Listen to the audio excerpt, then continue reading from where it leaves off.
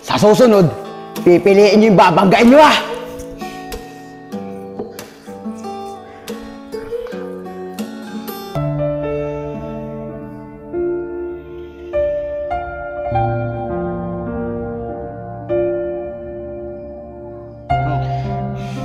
Paano ka nagkaganto? At saan galing to? Bitawan mo yan! Kunin mo na lahat sa akin. Huwag lang yan. Bigay ng nanay namin yan. Nung nawala akong kapatid.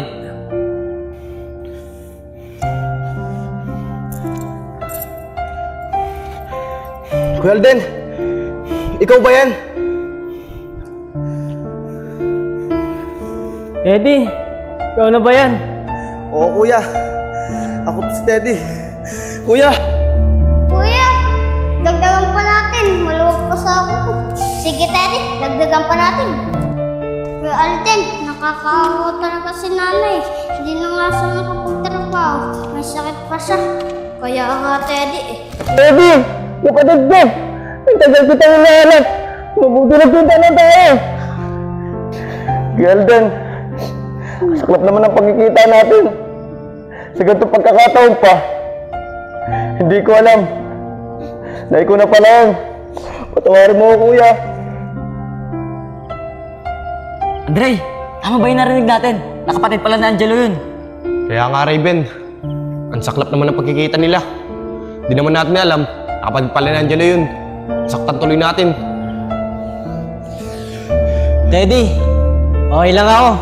Ang importante, nagkita na tayo. Kuya, patawarin mo talaga ako ah. Hindi ko sinasadya. Mga tol, nakita na kami ng kuya ko. Kuya, peramin mo muna si Raven ng motor ah, para makatawag ng tricycle. Raven, tumawag ka muna ng tricycle. Okay. Raven, bilisan mo ah. Kuya, pasensya ka na talaga. Hindi kasi namin alam.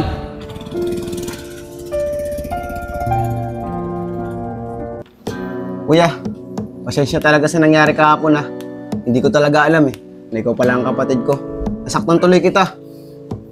Wala yung Teddy. Ang importante, nagkita na tayo. At hindi na tayo maghihiwalay.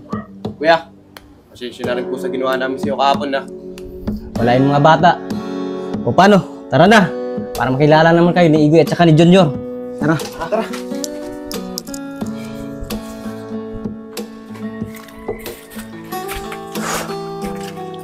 Kuya, saan ba tayo pupunta? At bakit napakasukal dito? Teddy, dito kami nagkita-kita ng grupo ko. Kahit pa paano, tago dito sa lugar na to. Paano? Tara na.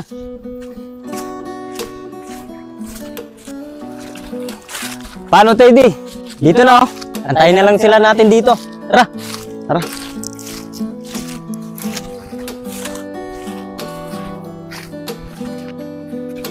Kuya, may tatanong ako sa'yo. Ba't iniba mo yung pangalan mo? At hindi mo ginamit ang tunay mong pangalan? Teddy, dati kasi, may nadisgrasya akong tao. Nagtago ako. Kaya ngayon, nagpalit ang pangalan. Baka kasi mauli ako ng mga pulis.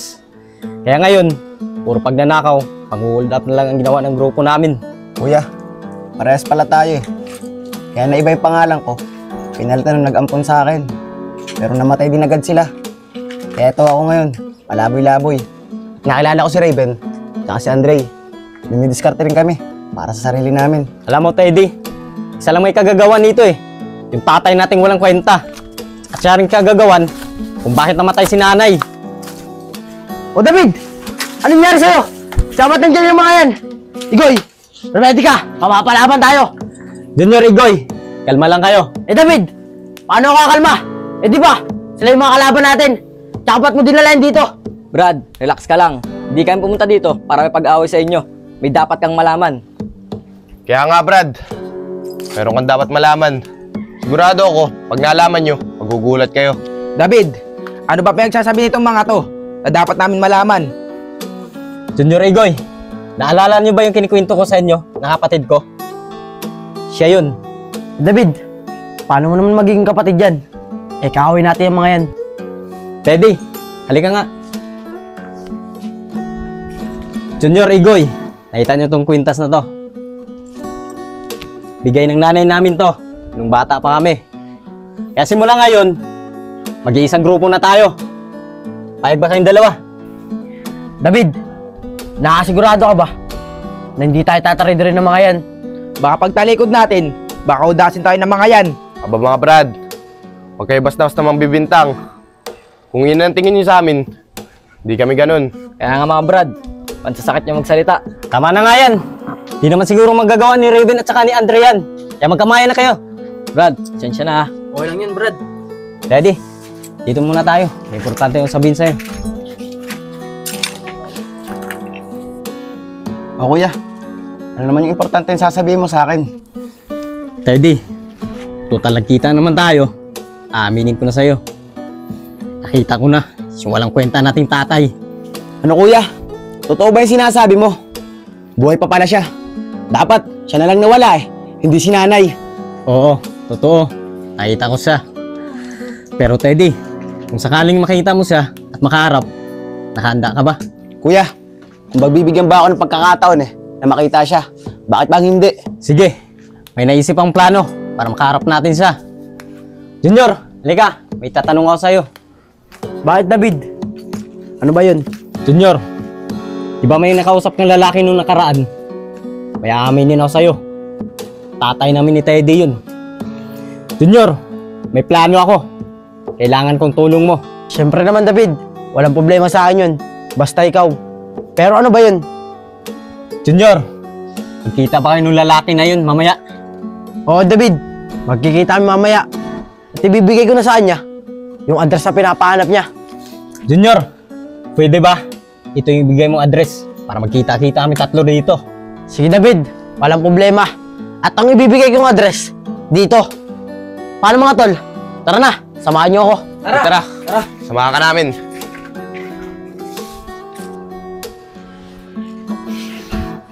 Kuya, kinakabahan ako. Bago lang nangyari sa akin to. Teddy, pagkakataon na natin to para makabawi tayo sa walang kwenta nating tatay. Junior, sigurado ka ba na dito pumunta yung kausap mo? Oo, syempre mga tol. Sigurado ako. Dahil sinabi ko sa kanya kahapon, dito ako magkita. Sa arko ng limbon-limbon. Paano? Dito muna tayo. Sige, tara. Junior, paano mo naman nakalala yung kausap mong tao? Baka mamaya, pulis yun. Huliin pa tayo. Mga tol, hindi pulis yun. Pagkakapirahan yun. Sa oras na maibigay ko ng address na pinapahanap niya. Tsak, pera na yun. Junior, baka pwede namin malaman kung anong pinag-usapan nyo ni David kanina. Sige mga tol, sasabihin ko na sa inyo. Yung taong kakausapin ko, tatay pala ng dalawa. At ang ibibigay kong address, dun, sa kota namin. Junior, di ba delikado yung gagawin mo? Raven, si David na daw ang bahala sa akin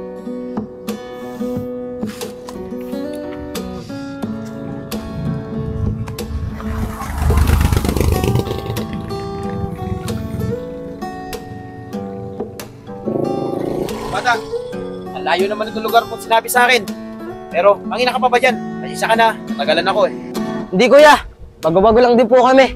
Siya nga pala, ito po yung address na pinamamanmanan nyo sa akin. Sige bata, good job. Akin na.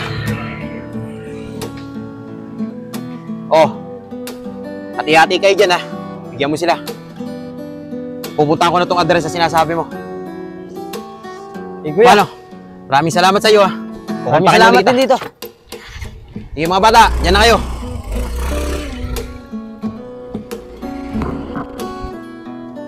Mga tol, paldo tayo.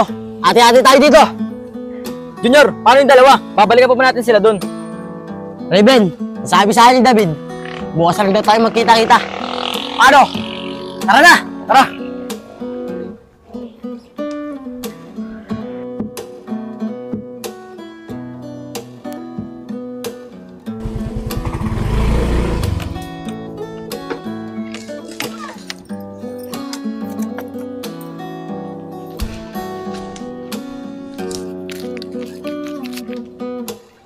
Dito na pala yun. Dito yung address na binigay ng bata. Parang basukal naman ito lugar na to.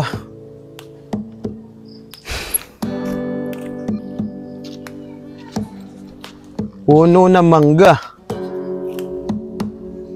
Ito yung puno ng mangga eh. Abandonadong bahay. Wala naman nakatira rito eh. Lintik na bata yun ah. Naisahan pa ata ako. Tamang-tama. Kanina ka pa namin hinintay. Mabuti, dumating ka. O David, buti andito ka. Yung bata mo eh. Inisahan ako. Yung pinamamanmanan ko sa kanya, dito niya ako tinuro. Ayun ba? Sige, ako nang bahala sa kanya.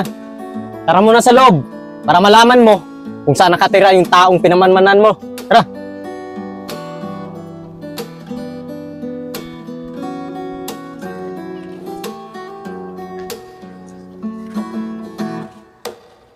Talagang gusto mong malaman yung taong hinahanap mo. Bakit? Gano'n ba ka-importante yung taong hinahanap mo? Yung taong yun yung umahas sa kinakasama ko. Kaya hinahanap ko siya. Kaya hindi ko siya titigilan kung nasaan sila. Tingnan mo naman ang karma oh. Yung ginawa mo sa asawa mo dati, ginawa rin sa'yo. Masakit ba? Aba David, hindi ko ata gustong tabas ang bunganga mo. Mukhang meron kang ibig sabihin ah. Bakit? Ano yun? Gusto mong malaman? Naalala mo ba yung babae na may 2 anak na lalaki? Imposible mo yatang di mo naalala yun. Teka, bakit mo alam ang tungkol kay Mercedes? At saka sa 2 anak ko? Bakit? Sino ka ba? Teddy, halika!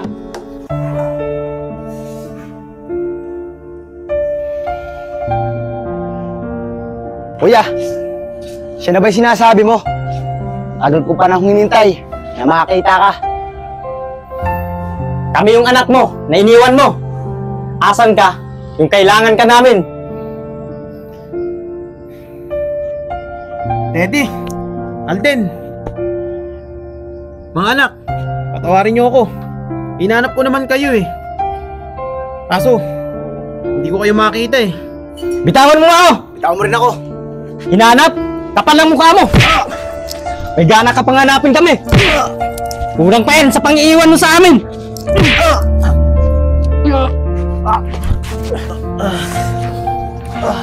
Kulang pa yun sa ginawang pang-iiwan mo sa amin! Lalo na sa nanay ko! Dapat sa'yo, mawala! Kaya ito pa! Teddy anak, tama na. Sige, kung di niyo akong papatawad sa ginawa kong pang-iwan sa inyo, mas mabuti pa, patayin niyo na lang ako. Sige! Patayin kita! Bitawan na! Daddy! Bitawan mo ko! Papatayin ko yan! Kuya, huwag mong patayin si tatay. Dahil kahit papano, tatay pa rin natin siya.